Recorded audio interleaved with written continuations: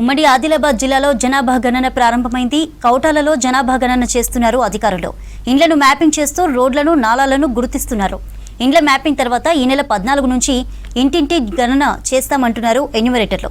ప్రతి ఒక్కరూ జనాభా గణనలో పాల్గొనాలని ప్రజలను కోరుతున్నారు అధికారులు.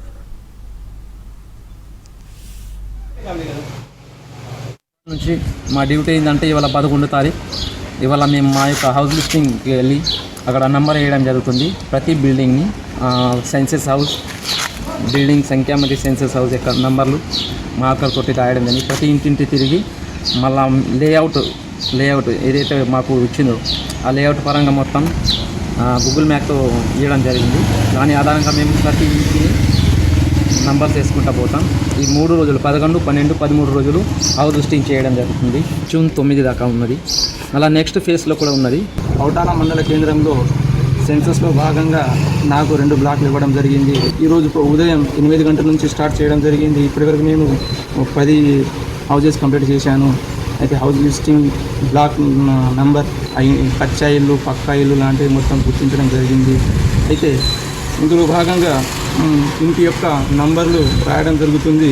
మరి ఆ ఇంట్లో ఎన్ని సెన్సస్లు ఉన్నాయి అనేటివి మొత్తం ఇందులో ఇవ్వడం జరుగుతుంది. ఆ ఇంట్లో ఎంతమంది నివసిస్తున్నారు అనేటివి కూడా మొత్తం గమనించడం జరుగుతుంది. రేపు ఎల్లుండి మ్యాప్ మాత్రమే గీయడం ఉంటుంది. అంటే ఇందులో జనరల్గా ఈరోజు ఒకసారి మొత్తం తిరిగేసి ఈ రోడ్లు ఎటు ఉన్నాయి, కచ్చా రోడ్లు ఉన్నాయి, పక్క రోడ్లు ఉన్నాయి, మొత్తం ఒకసారి మేము జనరల్ అంటే ట్రయల్గా ఒక మ్యాప్ గీయడం జరుగుతుంది. తర్వాత ఒరిజినల్గా మ్యాప్ గీసి సూపర్వైజర్లకు ఇవ్వడం జరుగుతుంది. 3 రోజులు మ్యాప్ గీయడం మాత్రమే ఉంటుంది. తర్వాత ఎన్యుమరేషన్ చేయాల్సి ఉంటుంది. తర్వాత గురువారం నుంచి అయితే సెల్ఫ్ ఎన్యుమరేషన్ ఎవరిది వాళ్ళు చేసుకోవాలి. వాళ్ళు చేసుకున్న ఐడి ఇచ్చేస్తే మాకు పని సులువుగా అవుతుంది. ఎన్యుమరేషన్ చేయాల్సి ఉంటుంది.